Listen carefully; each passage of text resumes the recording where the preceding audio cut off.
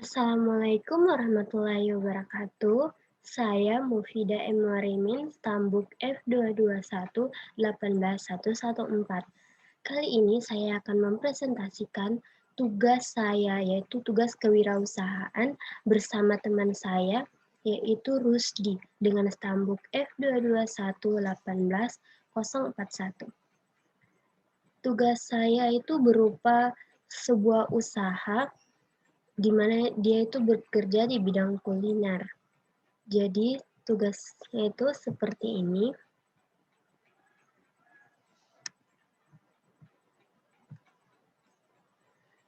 Oke, nah ini adalah tugas yang saya kerjakan bersama rekan saya, Rusdi.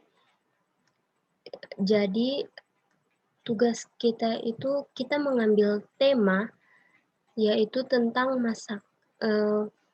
bisnis kuliner. Jadi bisa dilihat ini untuk slide pertamanya ya. Di sini berupa bisnis kuliner.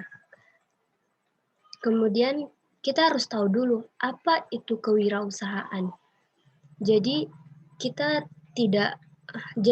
bisa mengerjakan suatu bisnis dengan kita mengetahui apa sih sebenarnya kewirausahaan tersebut.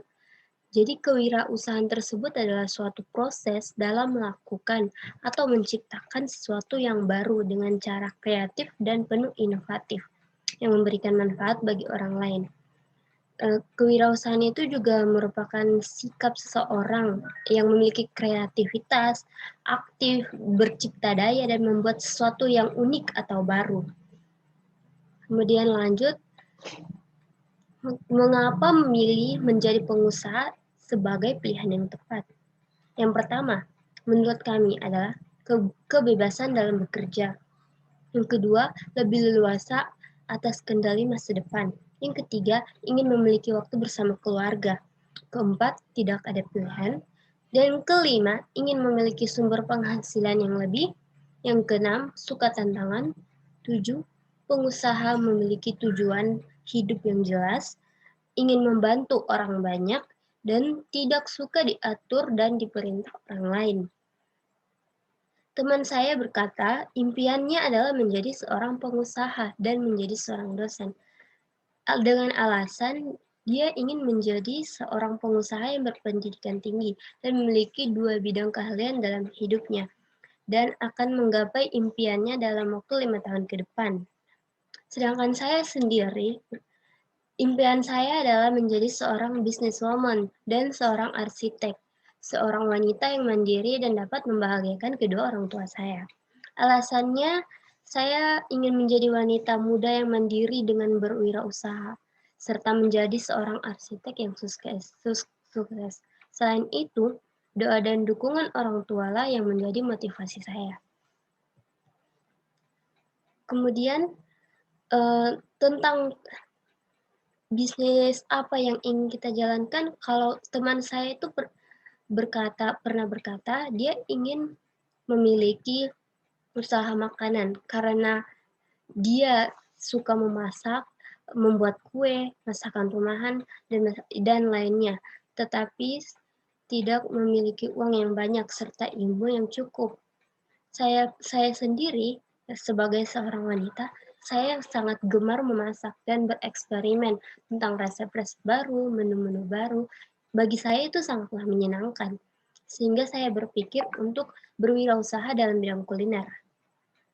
Teman saya kemudian menyarankan ingin membuat sebuah kafe atau restoran seperti usaha.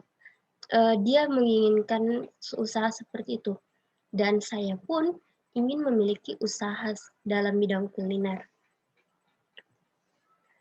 Kemudian kami mencari bagaimana caranya supaya kami bisa memulai usaha yang kami inginkan. Ternyata yang pertama itu media sosial itu sangat bagus bagi sarana promosi usaha untuk saat ini. Karena banyaknya orang yang menggunakan media sosial, jadi akan lebih mudah untuk mempromosikan usaha kami.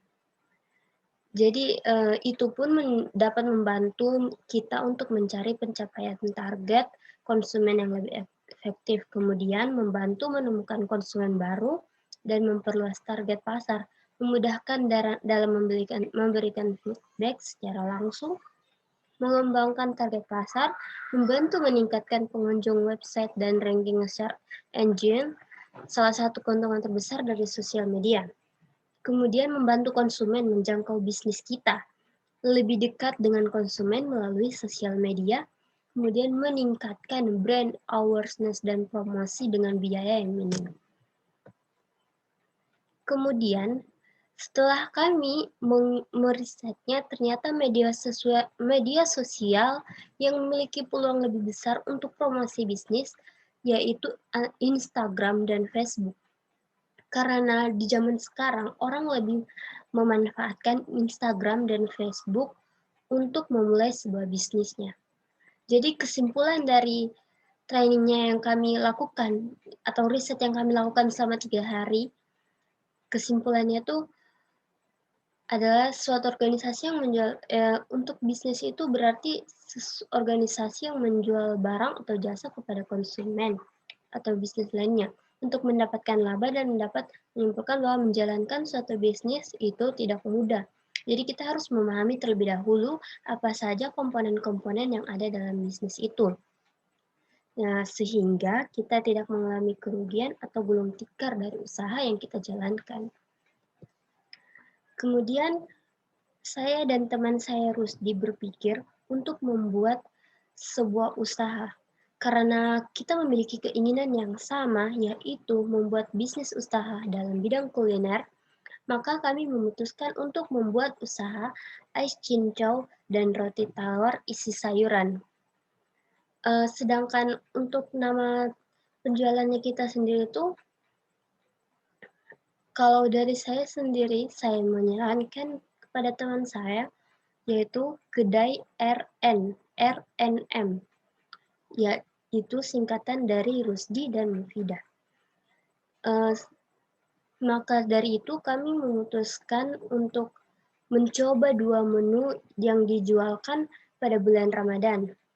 Kemudian rinciannya seperti yang ada di sini, yaitu dari biaya investasi, dan alhamdulillahnya etalase yang untuk menggunakan booth penjualannya itu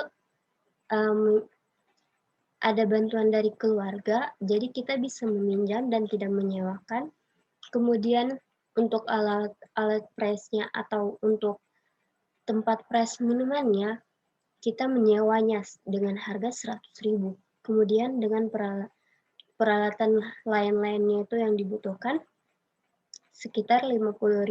Jadi untuk total biaya investasi awalnya kita itu sebesar 150.000. Dan untuk membuat es cincau sendiri dan roti tawar isi sayuran itu sangat, menurut saya dan Rusdi itu sangatlah mudah, mungkin lebih mudah dibuat dan untuk bahan-bahannya sendiri lebih mudah didapatkan. Selain itu, ini merupakan makanan yang sehat karena es cincau sendiri yang kita buat itu hanya terbuat dari cincau, susu full cream UHT, dan gula merah tanpa penambahan gula putih yang bisa menyebabkan diabetes. Kemudian untuk biaya operasionalnya itu meliputi seperti tempat ais-nya itu yang ukuran 14, satu paketnya itu berisi 50 pieces, itu harganya sekitar 20 ribuan. Dan jika dikalikan selama sehari 20.000 dan dikalikan 30 hari, bisa biaya yang dikeluarkan itu sebesar 60.000. Kemudian untuk berbagai jenis bahan untuk minuman seperti cincau, es batu, gula merah, dan susu kental, susu full cream UHT, itu semuanya berjumlah 70.000. Dan jika kita kalikan selama 30 hari, itu biaya yang dikeluarkan bisa mencapai 2.100.000. Untuk makanan sendiri, seperti bahan-bahannya, seperti roti tawar, eee, tepung panirnya atau tepung roti, dan bahan sayur-sayur lainnya itu berjumlah 130.000 dan jika kita kalikan dengan 30.000 akan didapat 3.900.000. Untuk sewa lokasi usaha sendiri itu dibayarnya 100.000 per bulan, yaitu di Masjid Agung, booth yang ada di Masjid Agung, dan di situ booth milik tante saya, karena sudah lama tidak dipergunakan, jadi kita mempergunakannya dan kita yang membayar sewa tempatnya, sewa untuk lokasinya. Kemudian untuk biaya kebersihan dan biaya listrik itu sebesar 20.000 per bulan. Maka untuk total biaya operasional yang kita dapatkan itu selama 1 bulan sebesar 6.180.000. Kemudian untuk keuntungannya itu, untuk makanan ringan ini, kan dia hanya berupa kue roti tawar ya. Jadi kita jualnya itu 5.000 per cup, karena saat itu bulan Ramadan, jadi bisa target itu sehari bisa mencapai 50 cup. Jadi kalaupun tidak habis, biasanya sampai 40 atau 30. Jadi kita menjualnya 5.000 per cup. Dan omsetnya itu per hari untuk minuman sekitar 250.000. Jadi kalau kita kalikan dengan 30 hari, kita akan mendapatkan 7.500.000. Begitupun dengan kue yang kita jual per mika, yang harganya 5.000. Kemudian kita kalikan 2 akan dapat 15 juta untuk laba kotornya, untuk keuntungan kotornya. Kemudian kalau dipotong biaya operasional per bulan sekitar 6.110.000, maka keuntungan bersih yang didapatkan sekitar 8.820.000. Belum dengan dikurangi dengan biaya yang di awal tadi, investasi, dan kebutuhan-kebutuhan yang tidak terduga lainnya. Namun, dari sini saja kita sudah melihat bahwa untungnya itu sangat menjanjikan. Jadi, tidak ada salahnya dari usia sekarang kita memulai sebuah bisnis, walaupun dari bisnis kecil-kecilan yang lama-kelamaan akan menjadi sebuah bisnis yang besar. Oke, itulah hasil pemaparan tugas dari saya dan Rusdi. Lebih dan kurangnya saya mohon maaf. Saya akhiri sampai di sini. Assalamualaikum warahmatullahi wabarakatuh.